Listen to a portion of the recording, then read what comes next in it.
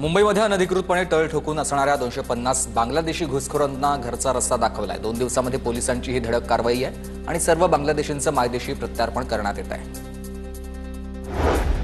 ग्राहकांना आता कागदपत्रांशिवाय mobile SIM card पुरवणाऱ्याला मुंबईतल्या मानखुर्दमध्ये अटक झाली आहे। गुन्हे शाखेकडून 157 सिम कार्ड जप्त आणि आरोपीने गेल्या वर्षभरामध्ये अनेक सिम कार्ड पुरवल्याची माहिती आहे। केंद्रीय अर्थसंकल्पामधून MUTPसाठी आता 1777 कोटींची तरतूद। महामुंबई आणि केंद्रीय रेल्वे प्रकल्पांना मिळणार आहे गती। गेल्या वर्षीच्या तुलनेमध्ये निधीमध्ये 125% वाढ झाली आहे।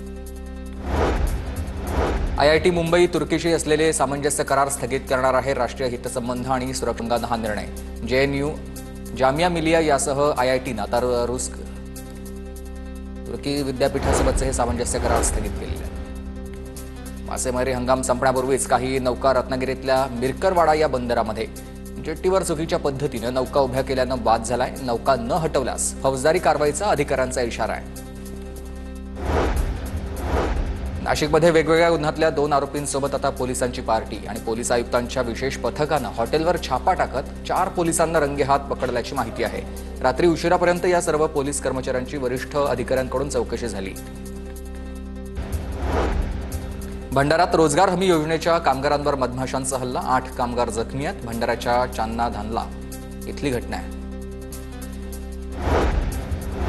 जळगावमध्ये जिल्हा परिषद आरोग्य सेवकाच्या नियुक्तीचा बनावट आदेश तयार करून नोकरी देण्याचा प्रकार। या प्रकरणी गुन्हा दाखल करून महिलेसह एकाला अटक। आदेश खरा भासावा म्हणून महाराष्ट्र शासनाच्या बनावट शिक्क्यांचा वापर करण्यात आलाय।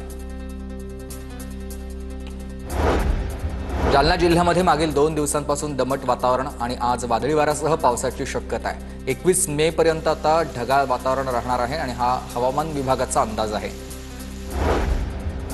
अमरावतीमध्ये अवकाळी पावसामुळे कांदा पिकाचं प्रचंड नुकसान। काढणीला आलेलं कांदा पीक आणि काढून ठेवलेला कांदा पावसामध्ये भिजलाय। शेतकऱ्यांच्या डोळ्यामध्ये पाणी।